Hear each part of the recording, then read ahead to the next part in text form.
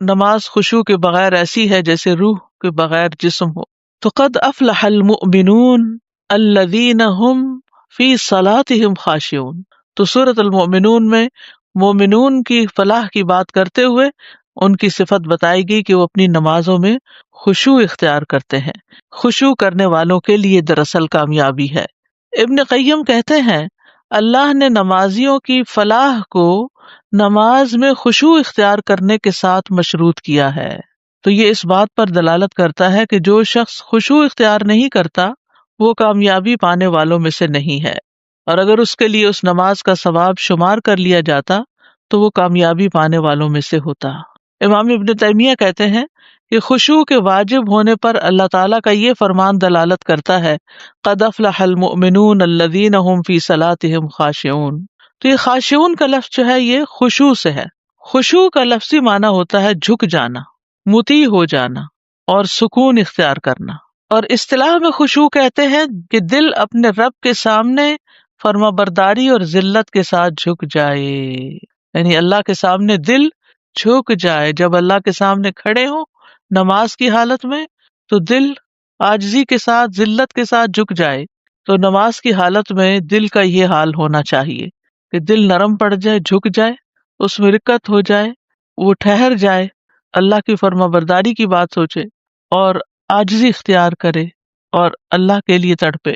تو جب دل خشوع اختیار کرتا تو سارے اعضاء بھی اس کے تابع ہو جاتے ہیں اور وہ بھی عاجز ہو جاتے ہیں. تو نماز اور نماز کے علاوہ باہر بھی ہمیں خشوع مطلوب ہے، لیکن نماز میں خشوع اختیار کرنا نماز سے باہر خشوع اختیار کرنے سے زیادہ اہم ہے، کیونکہ نماز کی حالت میں انسان اللہ کے سامنے کھڑا ہوتا ہے. یاد رکھیے خشوع دل کی عبادت ہے جس کے اثرات انسان کے ظاہری اعضاء پر ظاہر ہوتے ہیں. تو نماز کے دوران خشوع اختیار کرنے والا مومن نماز کو اس کی شرائط، اس کے ارکان، اس کے واجبات اور اس کے مستحبات کے ساتھ قائم کرنے کی حرص رکھتا ہے. وہ اس بات کی خواہش رکھتا ہے کہ اس کا دل اور ذہن اپنے رب کی طرف متوجہ ہو اور جو کچھ وہ پڑھ رہا ہے یا سن رہا ہے اس کو خوب یاد رکھنے والا ہو. اس طرح وہ نماز کے بعد بھی نماز سے فائدہ حاصل کرنے والا بن جائے گا. پھر نماز میں خشوع یہ ہے کہ بندے کا دل اللہ تعالیٰ کو قریب سمجھتے ہوئے اس کے حضور حاضر ہو، یعنی اس کی ساری توجہ اللہ تعالیٰ کی طرف ہو جائے.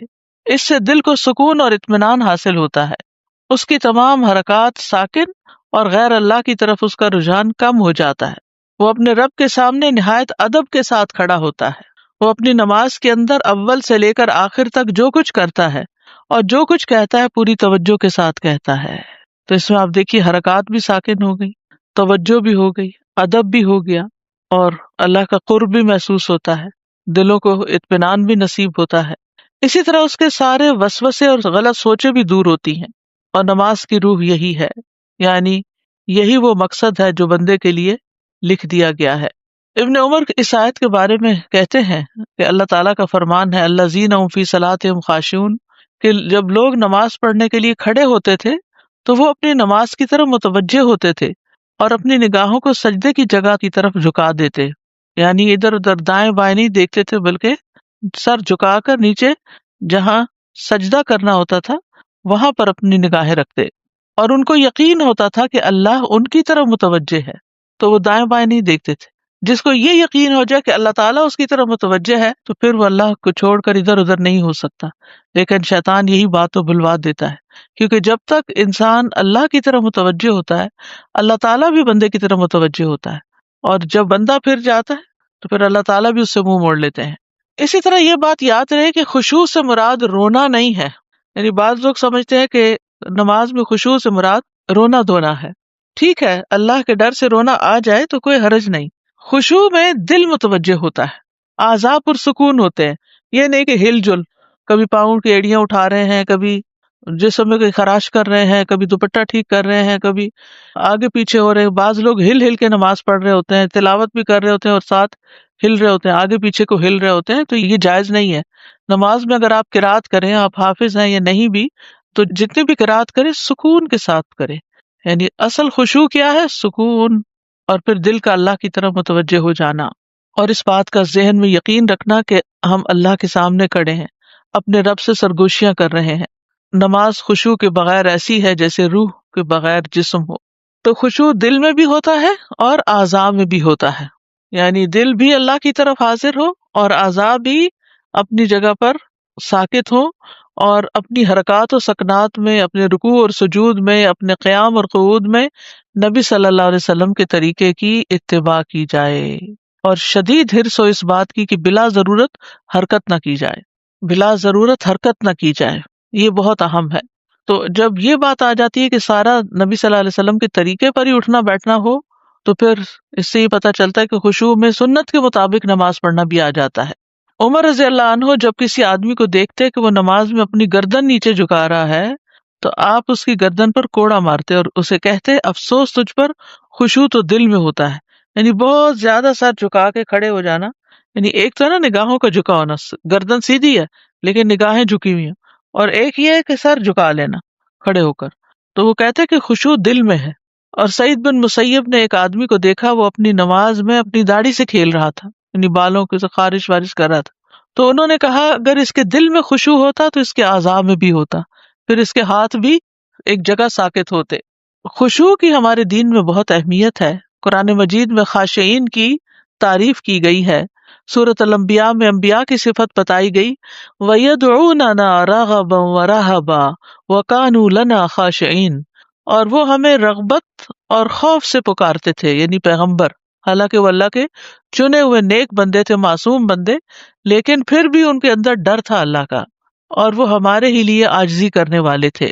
سورۃ بنی اسرائیل میں آتا ہے وَيَخِرُّونَ لِلْأَذْقَانِ يَبْكُونَ وَيَزِيدُهُمْ خُشُوعًا، وہ ٹھوڑیوں کے بل گر جاتے ہیں، روتے ہیں، اور وہ قرآن انہیں عاجزی میں زیادہ کر دیتا ہے۔ خشوع کرنے والوں پہ نماز بھاری نہیں ہوتی کیونکہ ان کا دل نماز میں لگا ہوا ہوتا ہے۔ وَاسْتَعِينُوا بِالصَّبْرِ وَالصَّلَاةِ وَإِنَّهَا لَكَبِيرَةٌ إِلَّا عَلَى الْخَاشِعِينَ، اور صبر اور نماز کے ساتھ مدد طلب کرو، اور بلا شبہ وہ یقیناً بہت بڑی ہے، بہت بھاری ہے، مگر خشوع کرنے والوں پر نہیں۔ پھر یہ کہ خشوع کرنے والے سے اللہ کا وعدہ بھی ہے۔ رسول اللہ صلی اللہ علیہ وسلم نے فرمایا اللہ تعالیٰ نے 5 نمازیں فرض کی ہیں، جو ان کے لیے اچھی طرح وضو کرے گا اور انہیں ان کے وقت پر ادا کرے گا اور ان کے رکوع پوری طرح ادا کرے اور ان میں خشوع کا خیال رکھے، تو اس کے لیے اللہ کا وعدہ ہے کہ اللہ تعالیٰ اس کی مغفرت فرمائے گا، اور جو ایسا نہیں کرے گا اس کے لیے اللہ کا کوئی وعدہ نہیں ہے، اگر چاہے تو اسے بخش دے اور چاہے تو عذاب دے۔ اللہ تعالیٰ ہمیں بخش دے۔ پھر نماز کے حسن اور خوبصورتی کے لحاظ سے اس کا اجر ہوتا ہے، یعنی خشوع نماز کو خوبصورت بناتا ہے، لہذا جیسا خشوع ہوگا ویسا ہی اجر ہوگا۔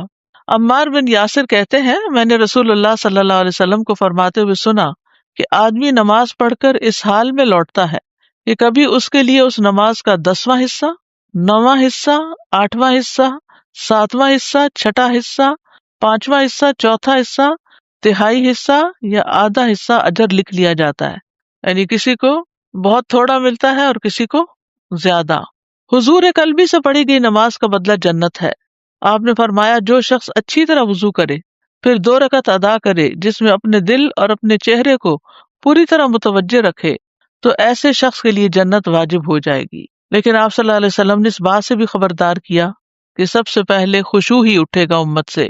نبی صلی اللہ علیہ وسلم نے فرمایا سب سے پہلی چیز جو امت سے اٹھائی جائے گی وہ خشوع ہے۔ وہ زمانہ بھی آئے گا کہ تمہیں ان میں ایک بھی خشوع کرنے والا آدمی نظر نہ آئے گا، یعنی آپ رائٹ لیفٹ دیکھیں نمازیوں کو، کسی کے اندر خشوع نہیں ہوگا۔ اللہ سبحانہ تعالیٰ ہمیں اس سے محروم نہ کرے۔ شیطان دراصل نماز میں حائل ہو کر خشوع ختم کر دیتا ہے۔ عثمان بن ابو العاص سے روایت ہے کہ انہوں نے نبی صلی اللہ علیہ وسلم کی خدمت میں حاضر ہو کر عرض کیا اے اللہ کے رسول، بے شک شیطان میرے اور میری نماز اور میری قرات کے درمیان حائل ہوتا ہے اور اسے مجھ پر خلط ملط کر دیتا ہے۔ تو آپ نے فرمایا یہ وہ شیطان ہے جسے خنزب کہا جاتا ہے۔ جب تم ایسی بات محسوس کرو تو اللہ کی پناہ لے لیا کرو اور اپنے بائیں جانب 3 مرتبہ تھوک دیا کرو، یعنی تھتکار دیا کرو۔ کہتے ہیں بس میں نے ایسے ہی کیا تو اللہ سبحانہ تعالیٰ نے مجھ سے یہ تکلیف دور کر دی۔ پھر اسی طرح یہ ہے کہ جتنا جتنا دل سمجھ کر ادا کرتا ہے نماز کو اتنا ہی ثواب ملتا ہے۔ بعض لوگ کہتے ہیں کہ 2 آدمی نماز میں ہوتے ہیں اور دونوں میں ایسے فرق ہوتا ہے جیسے زمین اور آسمان کا۔ ایک خشوع سے پڑھ رہا ہوتا ہے وہی نماز اسی امام کے پیچھے، اور دوسرا بالکل بے توجہی سے۔ ابن قیم کہتے ہیں کہ نماز میں لوگوں کے مختلف درجات ہوتے ہیں۔ نمبر 1، نماز کے ارکان اور واجبات میں کوتاہی کرنے والا، یعنی وہ چیزیں جس کے بغیر نماز ہوتی ہی نہیں، لیکن وہ اس کی وہ پوری نہیں۔ ایسا شخص جو اپنی جان پر ظلم کر رہا ہوتا ہے اور نماز میں کوتاہی کرنے والا ہے، اور یہ وہ شخص ہے جو وضو میں اور نماز کے اوقات اور اس کی حدود اور ارکان میں کمی کرتا ہے، یعنی ڈھنگ سے وضو نہیں کرتا، کچھ حصہ خشک رہ جاتا ہے، یا پرواہ نہیں کرتا کہ وضو ہے یا نہیں۔ نمبر 2، نماز کے ظاہری ارکان کی حفاظت کرنے والا، دوسرا وہ شخص ہے جو نماز کے اوقات کی اور اس کی حدود کی اور اس کے ظاہری ارکان کی اور وضو کی حفاظت کرتا ہے، لیکن وہ اپنے نفس میں آنے والے وسوسوں کے ساتھ جہاد کرنے کو ضائع کر دیتا ہے، یعنی اپنے نفس کے ساتھ جو ہے وہ نہیں پوری طرح قابو پا سکتا، تو وہ سوچوں اور وسوسوں میں کھو جاتا ہے۔ یعنی بعض لوگ وضو پرفیکٹ کریں گے، ان کے سارے جو ریچولز ہیں نماز کے پورے پورے ادا کریں گے، لیکن دل ان کا الجھا ہوا ہوگا ادھر ادھر دنیا کی باتوں میں۔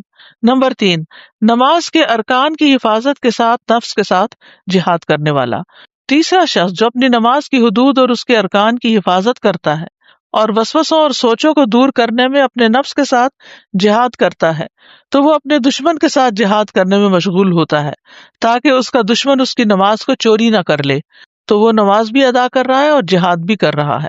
نمبر 4، نماز میں انتہائی مستغرق ہونا، ڈوبا ہوا ہونا نماز میں۔ یہ ایسا شخص ہوتا ہے جو نماز کے حقوق اور اس کے ارکان اور اس کی حدود کو مکمل کرتا ہے، اس کا دل نماز کی حدود کی حفاظت کرنے میں غرق ہوتا ہے تاکہ وہ نماز سے کسی چیز کو ضائع نہ کر دے، یعنی اس کے ارکان بھی پورے ہوتے ہیں اور دل کی حفاظت بھی کر رہا ہوتا ہے، بلکہ اس کا پورا ارادہ یہ ہوتا ہے کہ وہ نماز کو اسی طرح قائم کرے جیسے کہ اس کو قائم کرنی چاہیے اور اس کی تکمیل کرے، تو اس کا دل نماز کو قائم کرنے میں اور رب تبارک و تعالیٰ کی عبودیت میں مصروف اور مشغول ہوتا ہے۔ پانچواں شخص، اور یہ اعلیٰ درجہ کا ہے، دل سے دیکھتے ہوئے اللہ کو نماز پڑھنا، کأنک تراہ۔ یہ وہ شخص ہے کہ جب وہ نماز کے لیے کھڑا ہوتا ہے تو وہ اس چوتھے شخص کی طرح ہی کھڑا ہوتا ہے، لیکن اس کے ساتھ ساتھ وہ اپنے دل کو پکڑ کر اپنے رب عز و جل کے سامنے رکھ دیتا ہے اور وہ اپنے دل سے اپنے رب کو دیکھ رہا ہوتا ہے۔ اس کا دل اللہ کی محبت اور عظمت سے بھر جاتا ہے، گویا کہ وہ اللہ کو دیکھ رہا ہو اور اس کا مشاہدہ کر رہا ہو، اور اس سے وسوسے اور خیالات بالکل ختم ہو جاتے ہیں، اور ان خیالات اور وسوسوں کے پردے اس کے اور اس کے رب کے درمیان سے اٹھ جاتے ہیں۔ بس یہ آدمی نماز کے لحاظ سے دیگر لوگوں سے اتنا افضل اور عظیم ہے جیسا کہ آسمان اور زمین میں فرق ہے۔ یہ اس وجہ سے ہے کہ یہ شخص نماز میں اپنے رب عز و جل کے ساتھ مصروف ہوتا ہے۔ اب وہ ان کا انجام بھی بتاتے ہیں۔ پہلی قسم کے لوگوں کو ایسی نماز پڑھنے کے باوجود بھی سزا دی جائے گی جنہوں نے اپنے وضو وغیرہ اور شرائط کا لحاظ نہ رکھا۔ دوسری قسم کے لوگوں کا محاسبہ کیا جائے گا۔ تیسری قسم کے لوگوں کے لیے ان کی نماز ان کے گناہوں کا کفارہ بن جائے گی۔ چوتھی قسم کے لوگوں کو اجر و ثواب دیا جائے گا، اور پانچویں قسم کے لوگ اپنے رب کے مقربین میں شامل ہوں گے، یعنی رب کے قریب ترین ہوں گے، کیونکہ یہ لوگوں کے اس گروہ میں سے ہیں جن کے لیے نماز ان کی آنکھوں کی ٹھنڈک ہے۔ جن کی آنکھیں دنیا میں نماز سے ٹھنڈی ہوگی، ان کی آنکھیں آخرت میں اپنے رب عز و جل کے قرب سے ٹھنڈی ہوگی، اور دنیا میں بھی اس کی آنکھیں اللہ کے ساتھ ہی ٹھنڈی ہوگی، اور جس کی آنکھیں اللہ کی ہستی کے ساتھ ٹھنڈی ہو تو ہر آنکھ اس سے ٹھنڈی ہوتی ہے۔ بہت گہری بات کی انہوں نے کہ جس کا اپنے رب سے تعلق بہترین ہو، اسے دیکھ کر دوسرے بھی خوش ہو جاتے ہیں، ان کے دلوں میں بھی ایک سکون آتا ہے، یعنی جو اپنے رب کے ساتھ پرسکون ہوتا ہے پھر لوگوں کے لیے بھی سکون کا باعث ہے۔ اور جس کی آنکھیں اللہ کی ذات کے ساتھ ٹھنڈی نہ ہو تو اس کا نفس دنیا کے غموں میں ٹکڑے ٹکڑے ہو جاتا ہے۔ اب ہے خشوع کے کچھ فائدے۔ نماز میں خشوع فلاح کی طرف رہنمائی کرتا ہے۔ خشوع اللہ عز و جل کے ڈر اور خوف کا وارث بنا دیتا ہے۔ یہ ایمان اور حسن اسلام کے مظاہر میں سے ایک ہے۔ یہ انسان کی اصلاح اور اس کی استقامت کی دلیل ہے۔ یہ اللہ کی عبودیت کا اعلان ہے اور اللہ کے سوا کو چھوڑ دینا ہے۔ خشوع نظروں کی حفاظت اور پہلو جھکانے اور لوگوں کو انکساری کی طرف لے جاتا ہے۔ اس کے گناہ کم ہو جاتے ہیں، اجر بڑھ جاتا ہے، عذاب اور برے انجام سے نجات مل جاتی ہے، جنت کے ساتھ کامیابی کی بشارت ملتی ہے۔ خشوع والوں کے قیامت کے دن بلند درجات ہوں گے۔ خشوع دل سے سختی کو دور کر دیتا ہے۔ جس کے دل نے خشوع اختیار کیا، شیطان اس کے قریب نہیں آتا۔ اب ہے کیسے خشوع پیدا کریں۔ خشوع پیدا کرنے کے اسباب کیا ہیں؟ نمبر 1، ظاہری اسباب، جگہ کی صفائی، جیسے کہ ابراہیم علیہ السلام کو اللہ تعالیٰ نے فرمایا تھا وَطَهِّرْ بَيْتِيَ لِلطَّائِفِينَ وَالْقَائِمِينَ وَالرُّكَّعِ السُّجُودِ، میرے گھر کو صاف رکھو طواف کرنے والوں کے لیے، قیام کرنے والوں کے لیے، رکوع سجدہ کرنے والوں کے لیے۔ مساجد کو صاف رکھا جائے تاکہ نمازی جب نماز پڑھنے کے لیے آئیں تو ان کا خشوع متاثر نہ ہو۔ لباس پہ سادگی ہو، ایسا لباس جو انکمفرٹیبل ہو، یعنی اگر آپ نے ٹائٹ پینٹ پہنی ہوئی ہو تو آپ کی کمر پوری طرح جھکتی ہی نہیں، رکوع کے اندر ٹیڑھی رہتی ہے، اور پھر جب رکوع میں نہیں جھکتی تو پھر سجدہ بھی پراپر طریقے سے نہیں ہوتا، اور اگر اوپر کچھ نہ پہنا ہوا ہو تو ویسے ہی سطر کو نہیں ڈھانکتی، یعنی ایسے تنگ لباس جو ہیں ان میں نماز نہیں پڑھنی چاہیے۔ جس جگہ نماز گھر میں پڑھی جا رہی ہے وہاں کوئی نماز سے مشغول کرنے والی چیزیں نہیں ہونی چاہیے۔ نمازی پہ لازم ہے کہ اپنی نماز میں خشوع اختیار کرے اور ہر اس چیز سے بچے جو اسے غافل کر سکتی ہے، جیسے مسجد میں بہت زیادہ زیب و زینت اور نقش و نگار وغیرہ کیا جاتا ہے، ایسے ہی بعض لوگ گھروں کے اندر بھی بہت نقش و نگار اور ہر دیوار پہ پینٹنگز اور ایسی چیزیں لگا کے رکھتے ہیں کہ جو انسان کی توجہ نماز سے ہٹا دیتی ہے۔ ماحول سے تصویروں والی چیزوں کو دور کرنا۔ انس رضی اللہ عنہ سے روایت ہے کہ حضرت عائشہ کے پاس ایک پردہ تھا جسے انہوں نے گھر کے ایک طرف لٹکا رکھا تھا۔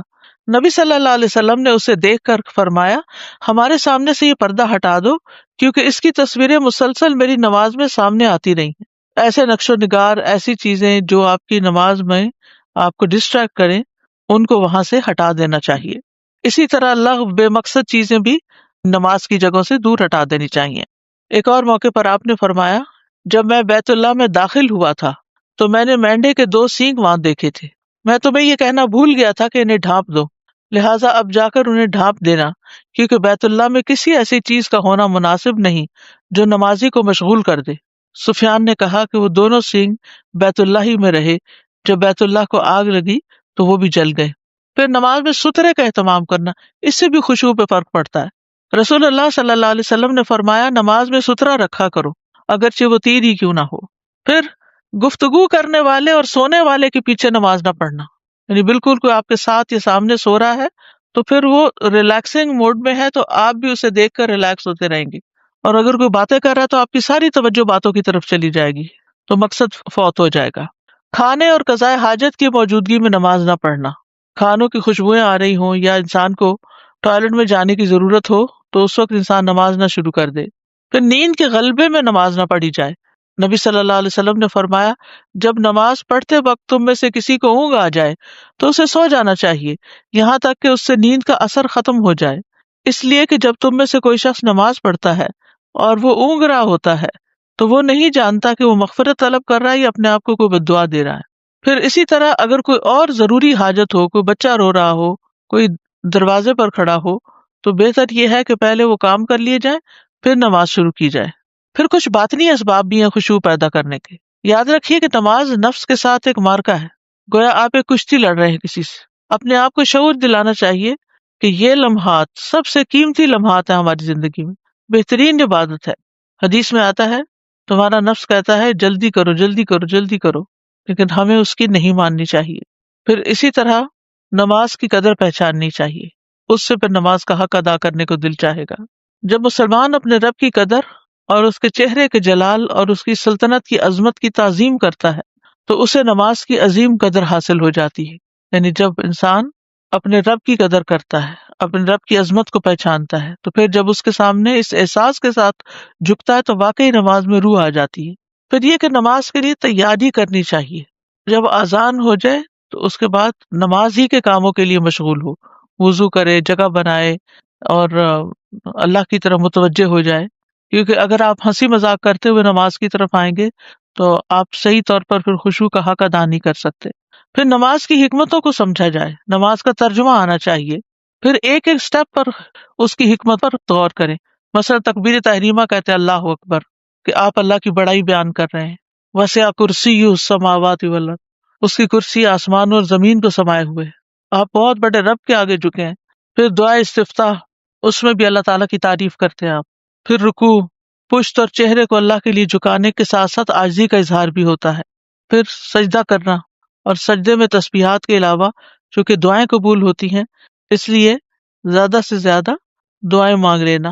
پھر اپنے نفس کو بار بار آہستگی کی طرف لانا، تیز نماز نہ پڑھنا۔